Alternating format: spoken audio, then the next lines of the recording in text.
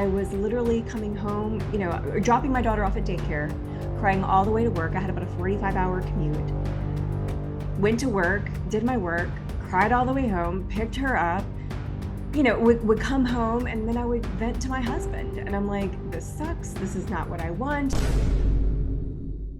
Welcome to Women and Work, the show where we take an inside look at how women are overcoming our own unique challenges as we nurture our careers, businesses, and families. I'm Diane Moca, founder and CEO of the Mom Sub Childcare app, and I want to show you that work can fit your life. Our guests show you the way that they have done it. Today, I'm with Marisa Ciesluk. She's a leadership and executive coach. She served for many years as an instructor, director, and eventually a dean for a couple different universities. Marisa, I see within your LinkedIn profile, you list a 9-month career break before you became a coach. And you actually say on LinkedIn that you were burned out at the peak of your professional career 3 years after giving birth to your daughter. Something that many of us may believe is kind of taboo to talk about. So it sounds like that was a really challenging time. And I want to know if you think that you faced those particular challenges because you were a woman. Yes. Well, first of all, thank you for having me. I am so honored to be with you today and have this conversation. And yeah, you're exactly right. I put that mental health well-being break on my LinkedIn intentionally because I think we need to be having this conversation about what it looks like to start a family and then navigate, which in retrospect, I was probably navigating some postpartum depression.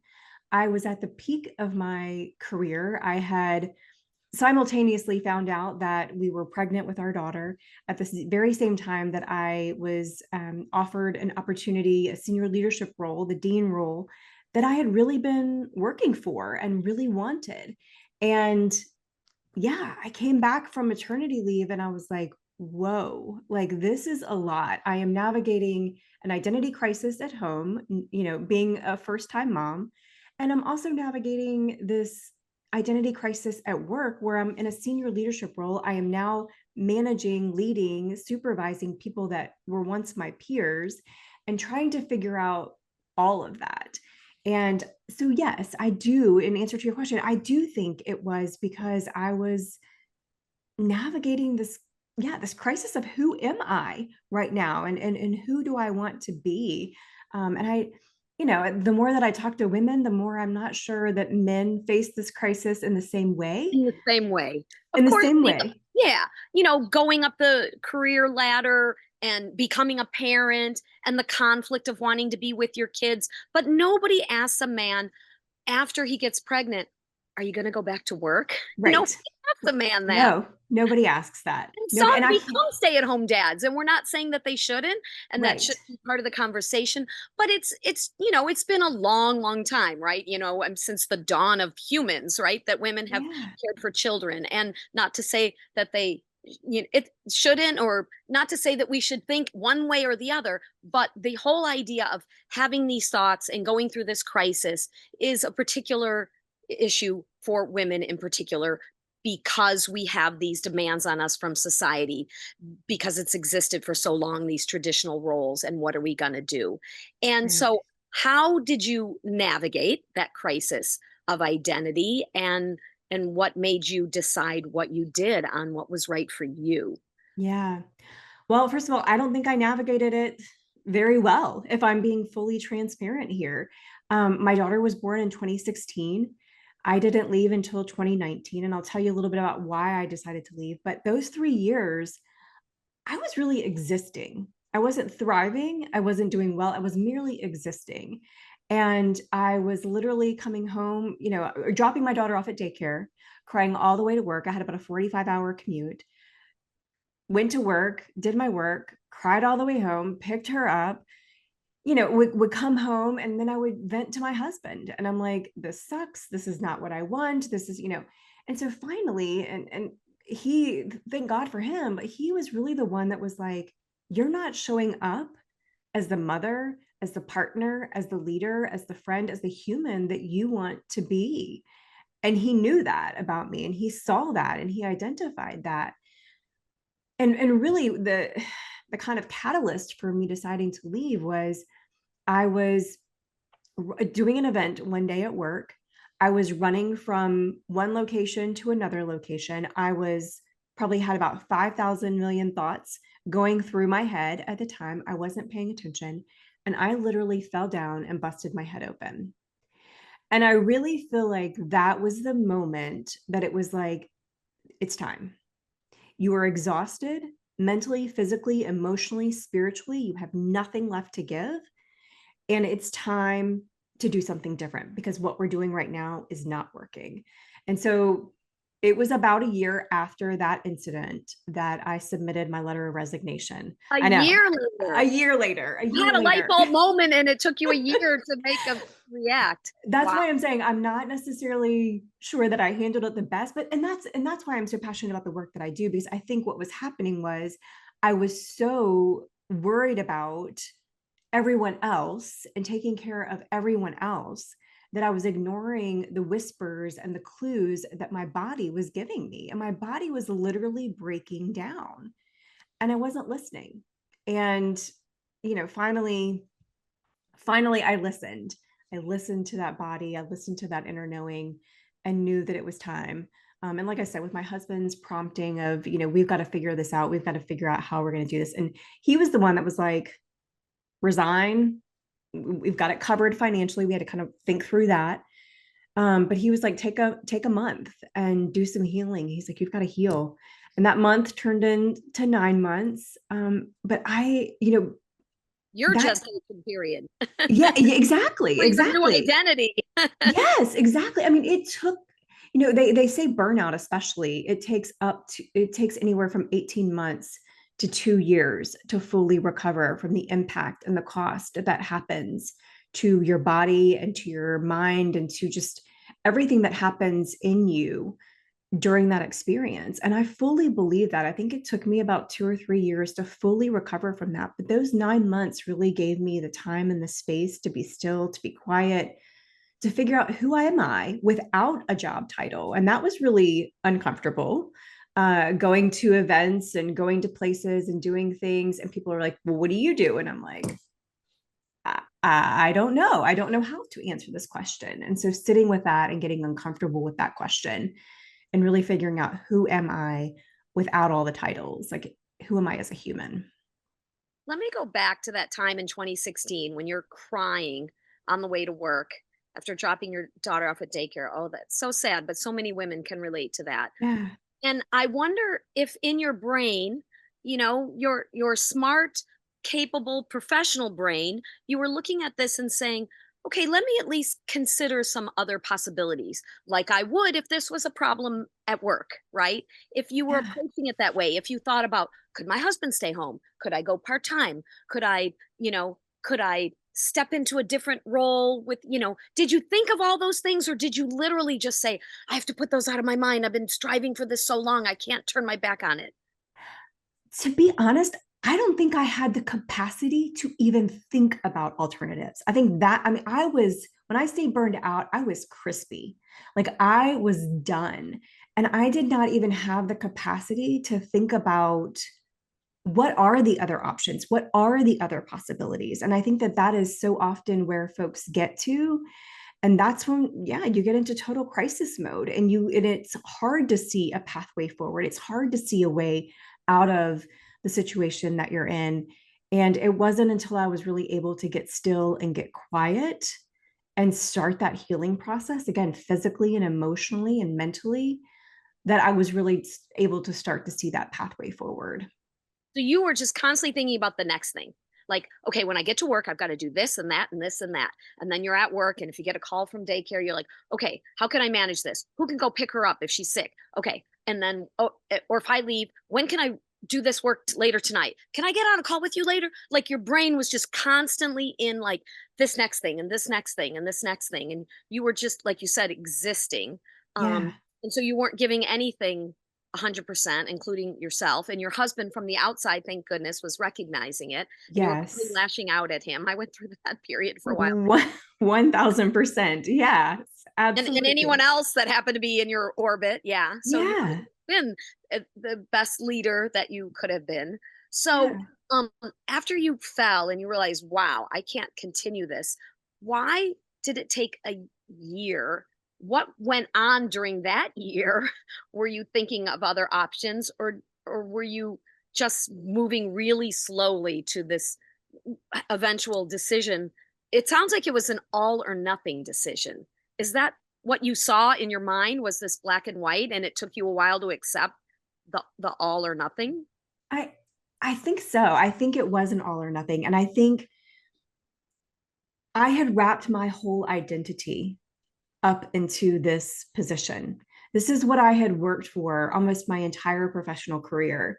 And here I was in this position, and I felt like a complete failure. So I had to really navigate the shame, the fear of what are people going to think, what are people going to say, how is this going to impact my future professional career, like if I leave and walk away and take this break, what does that mean? Does that mean that I don't have any more options to come back?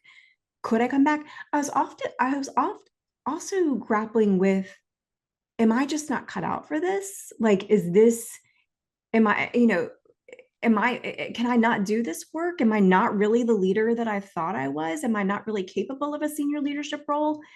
And so I was just doing all of this questioning. And I think it really just took some time for me to unpack and sit with all of that and be uncomfortable with all of that and get to the point where I was comfortable with the fact that I just need to walk away. And when I started spreading the breadcrumbs. I started, dangling those with my boss, with my supervisor at the time. But when I left, I was like, I'm out. I gave 2 weeks notice, and not necessarily a best practice. And also I was like, if I don't get out of here, there's going to be something more dire. And I don't know what that's going to be, but I don't want to stick around to find out. So it was a really scary situation. I think it was just a lot of different emotions of that I had to kind of wrestle with and deal with as well. Mhm. So you talk about this idea of wondering, you know, can I even do this? I wonder if you think that in a different time and place, it may not have been so severe, but you were at a time and place when social media existed, when we Mhm. see all these people who have it all together, right? The mom who's got it all, right? She really doesn't. Even if Right. logically we know in our brain she doesn't have it all. Her house doesn't look that way all the time. Okay. Right. She's not juggling it all perfectly all the time, but our conscious sees it, or our unconscious, and somehow compares us. So if you think that it was harder for you, that it's harder for women nowadays, I mean, look at, we heard that Facebook kind of buried the information about Instagram having an impact on young women and teenage girls, because they're comparing themselves, thinking that all the other teenagers out there, oh, every boy likes them, they get a million likes on their post and I don't. And so I wonder if you had some influence of, well, there's so many other women that are doing it, why can't I? Yes, absolutely. Absolutely. And I mean, what I didn't share and what I will say here, I was already feeling like, am I capable of doing this? And so, and what I mean as a mom, as a human. So my daughter is an IVF baby. So I was already in this questioning of like, what's wrong with my body? Why can I not do this? Why do I need assistance? So I'm already having that guilt and that struggle and that frustration. Then we have the baby. I have complications post birth. So I'm navigating all of that. And then I was unable to breastfeed. So I exclusively pumped for 10 months. And nobody talks about that, and in retrospect, I'm like, I probably should have stopped that way sooner. But all through this, I'm just like saying to myself, what's wrong with me? Why can't I be that mom? Why can't I be that leader? Why can't I do that? Like, what's wrong with me? Like, yes, I was absolutely looking at all of the social media images of all of these folks that have, the perfect home, and they're breastfeeding and it's all going well, and they're just, they're able to navigate everything. And I was like, maybe I can't do this. Maybe I'm not capable. Like, maybe I'm not the high performer and the high achiever that I thought it was. Like, when I say I was having an identity crisis, it was like deep down into the core, like into the soul level. Like, who am I at this point in time? So yeah, I think there were a lot of pressures. It was interesting. They kept saying that there was something in the water at the university where I was working at the time. There was probably like 7 or 8 of us that had babies due from like October through December. So that was the other thing is I'm looking at all these women that are also giving birth. My daughter's an October baby, giving birth at the exact same time, going back to work all at the same time, and looking at them and comparing myself and like, well, they're doing it. I can certainly do it, or I've got to figure out how to do it. So absolutely, there was these internal pressures, but also these external pressures, and that was also I don't know, compounded by the fact that I had a boss, a manager that was also not a woman that was not necessarily supportive. Was she a And so mom? she was a mother. She also had daughters, and she made several comments about, I mean, we all know the brain fog that comes with post baby, and because you're not sleeping, and then just your hormones are changing and shifting and all of that. So there were lots of comments about, you didn't seem like you had it all together today in that meeting. Or one day I had to pack my car up to put some stuff in there for an event. I had taken my jogging stroller out and put it in my office, and she came by my office and she's like, "Are we running a daycare? Why is this jogging stroller in your office?" And I was like, so not, again, it was also this internal struggle, but then also these external pressures that just made it really tough. And you would think, of all people, a fellow mother, a fellow woman would totally get it. Sometimes, and I don't know her situation and your situation then, but a woman who went through it and struggled really bad felt like I did it and I suffered. You're gonna, suffer. There's no easy way, like parents. I walked uphill to school both ways. Yeah. You're gonna do it too. So it's that kind of struggle is part of life, struggle is part of this, so I don't know if that was her thought, and oftentimes those thoughts are not necessarily conscious, but people may hold resentment, you know I didn't get to spend that time with my kid, and I had to, and I sucked it up, so I don't know, but sometimes that can be why someone you would think would be supportive might not. And I wonder, when you said this was the career goal you had been trying for a long time, that you saw as, your eventual like peak, was this something that even when you were young, I want to be a teacher, I want to be in charge someday, or when you were in college, when you were exploring careers, or did you have another part of you that's like, I always want to be a mom someday? Like, which one was stronger? What were the things you thought about what you would be like in the future? What were those when you were young? Yeah, that's such a great question. I think I've always had the maternal instinct. I think I always wanted to be a mother. I think I felt like I wanted the dean position. I wanted that role because of the external pressure. And I hear that from a lot of women that I work with. It's like, you can't have impact when you're an individual contributor. And until you're a people leader or people manager, you're not really having the impact. And I tell people all of the time, I was not a good people leader. I am a very good people developer, but I am not a good people leader. And so I think I wanted that position because that's what everybody was like, that's your next step. But I knew that I wanted to be a mom. I knew that I wanted to have that role.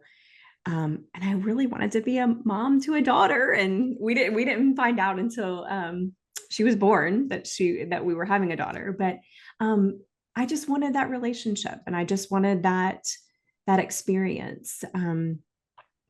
So yeah, I think there was an external pressure for the role at work, but I think there was an internal knowing and desire to be a mom. So for 3 years, she's in daycare. And of course, all the studies say children who have working parents and are and have a daycare or childcare as part of their upbringing, are just as successful and happy and well balanced as children who have stay-at-home parents. So we know that in terms of the child, it's the same. Not always necessarily the mother, kind Right. of depends on what the mother needs and wants. So you realize this can't continue. which was good. And then once you made that decision, you just gave notice and got out of there because you didn't want to belabor the point and have somebody pull and change your mind. And so you went through this journey during those 9 months of confronting all these fears, these challenges, these questions, and then what were you realizing? When did you get an epiphany that, okay, I need to open my own business. I need to be a coach. It's similar to teaching, but real different type of environment. Not a structured environment at all. How did you come upon that, and then how did you act on it? How long did it take? Yeah. So I would call myself an accidental entrepreneur. I I had this desire for coaching. Like I said, I'm a really good people developer. I think I have that skill. I think there are some similar skill sets between teaching and coaching, because teaching is probably more facilitating, and I think that's kind of the coaching philosophy that I have, is asking those questions. I always joke that I wanted to be a journalist when I grew up. And so I'm like, well, now I'm just asking questions, but I'm going deeper, and they're not probably as pointed as a journalist might ask, but I still am asking those questions. But I I really thought that I was going to go back and get my coaching certification and then just go work for a company as an internal coach. That's really what I planned to do. And then I met another coach. She started coaching me and did my coaching certification program. And this coach was like, you could have your own business. And I was like, really? And she was like, yeah, like you could do this on your own. So I was like, oh, okay. So I started my coaching certification in August, and then I opened my business in January of 2020. So just a few short months. And it has been quite a wild ride because I do not have a business background, and I do not. Some days I'm in the corner crying, like, what have I done? And also, I would never ever I never would regret what I have done. I don't miss my previous life or previous roles at all. Like, this is the work that I am called to do for sure.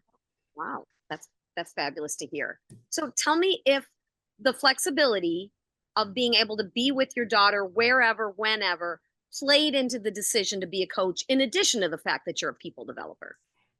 100%. And case in point, she's home from camp today because she got sick last night.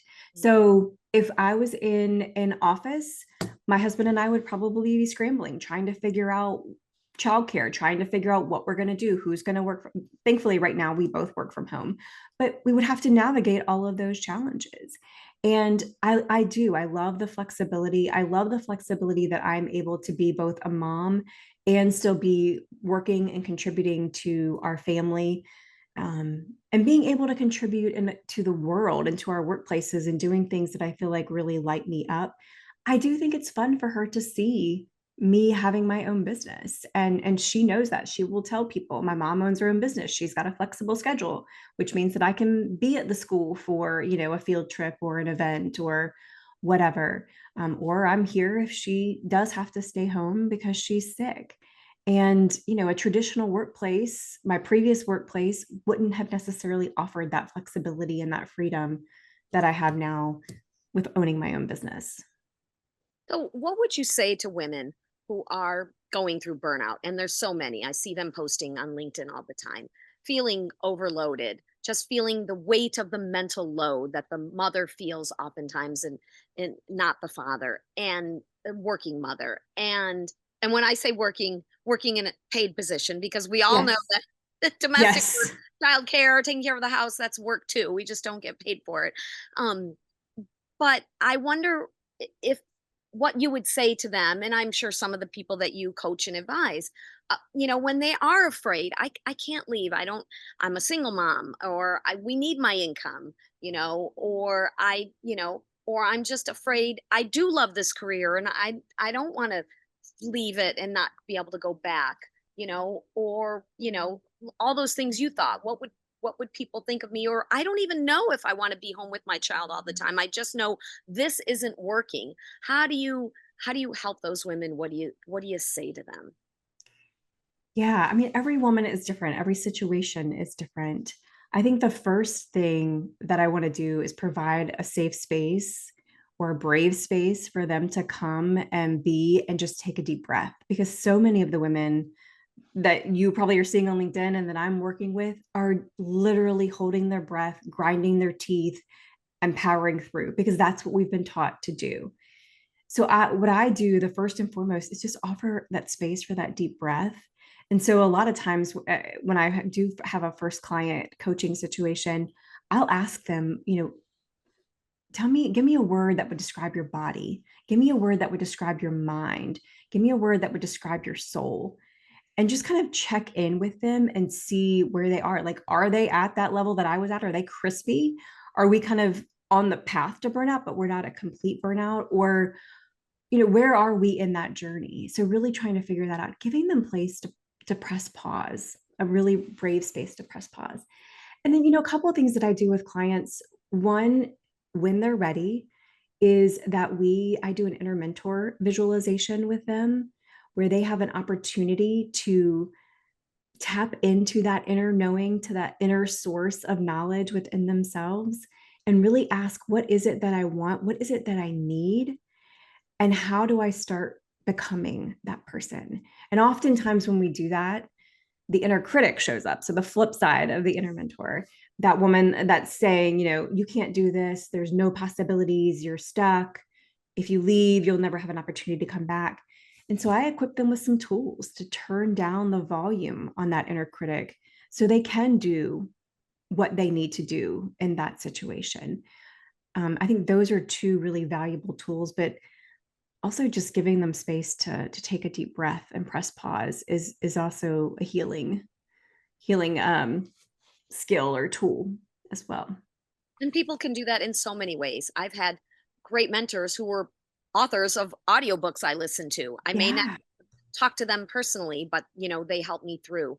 I Yeah. wonder what you think are some of the societal solutions to this, because we don't want women to just keep going through this and then getting to burnout and then going out and finding coaches. Coaching is awesome and needed, but we also want to look at the bigger picture. Why is Yes. this happening? What are some support systems that aren't in place? I have devoted my life now to helping women find affordable, accessible childcare and taking the burden off the working mom of having to deal with sourcing that care, vetting it, figuring out how it's going to work, how much it's going to cost, even managing it when things don't go as expected. You need to find a new person, a new place.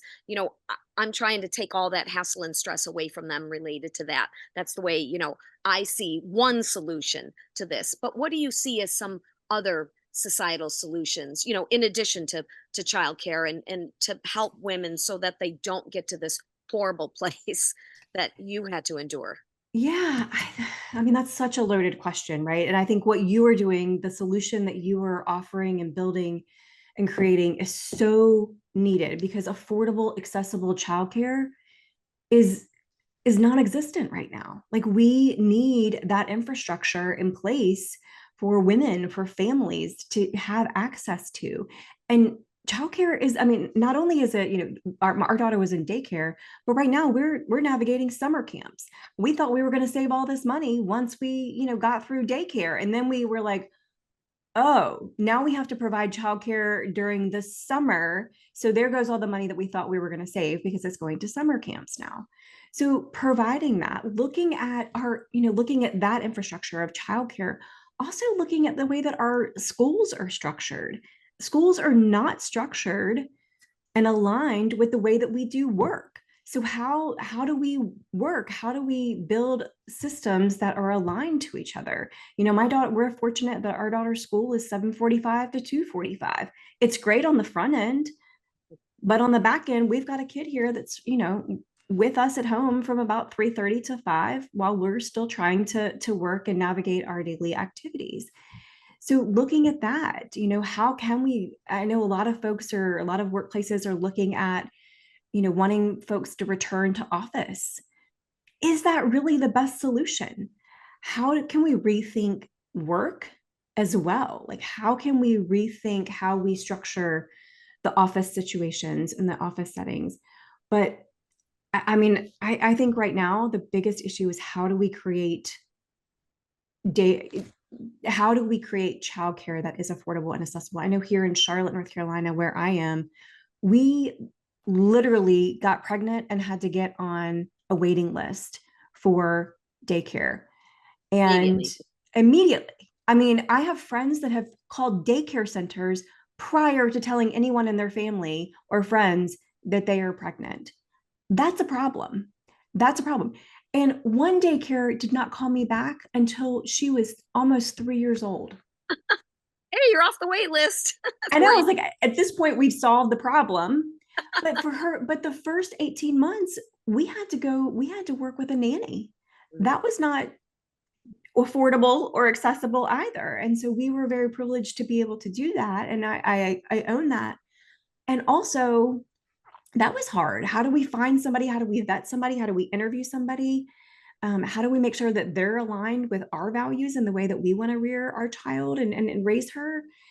And so that was very challenging. And then also having someone in our home for a good chunk of the day was also very challenging.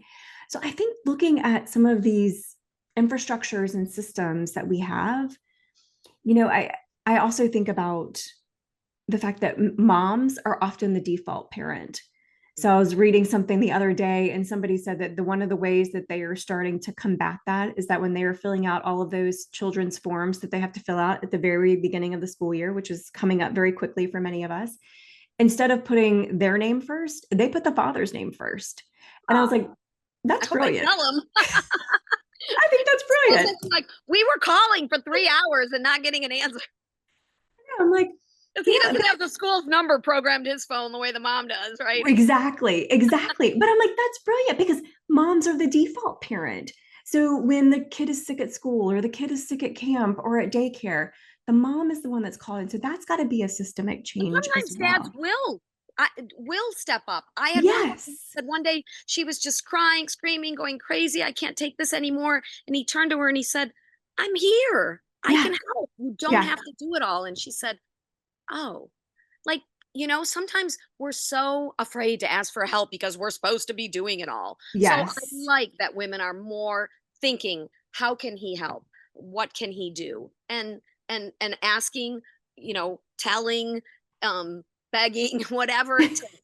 Having a conversation. Let's be collaborative. There's more and more Yeah. talk about it. But it's not oftentimes going to be that other person that's going to bring it up, until Yeah. things get so bad that he sees what's going on with you, and we don't want to Yeah. wait until it's at that point. So, Well, and I will say I'm very fortunate to have an extremely supportive partner. And I also have a lot of friends that are single moms and they're navigating this solo. And so many of them have done an amazing job of building their village, so to speak. But we don't have that village. Like we are here in Charlotte. We do not have family nearby. We don't have grandparents nearby. So we depend on many of our family or many of our friends in the area, when we need assistance with childcare. Thankfully, we have a lovely woman that lives right next to us that is willing to pinch hit as a grandma. But not everybody has that, and we have to go about building that, and we have to also have folks within our villages, within our communities, that are willing to step up and do that. But that's also hard too, because again, you want somebody that's safe, that's vetted, that you trust with your kids in your home. And that's hard. That's yeah, hard. yeah, So yeah. we've got a lot of work to do. Yes, yes. Well, and I thank you for what you're doing, helping women and just sharing your story, being honest about what you faced right there on LinkedIn and about how you didn't have it all together so other women understand that. And if you enjoyed Marissa's story, we want to remind you to share it with a friend, leave a review, and subscribe to meet our next amazing guest. If you want to invest in a solution to the childcare crisis, check out MomSub's equity crowdfunding campaign at momsub.com/invest or connect with MomSub on any of our social media pages. Remember, MomSub is like a substitute mom. Now, your career, your choices, and your success are yours to define. So keep pushing boundaries and spreading your love and encouragement to other women who need it.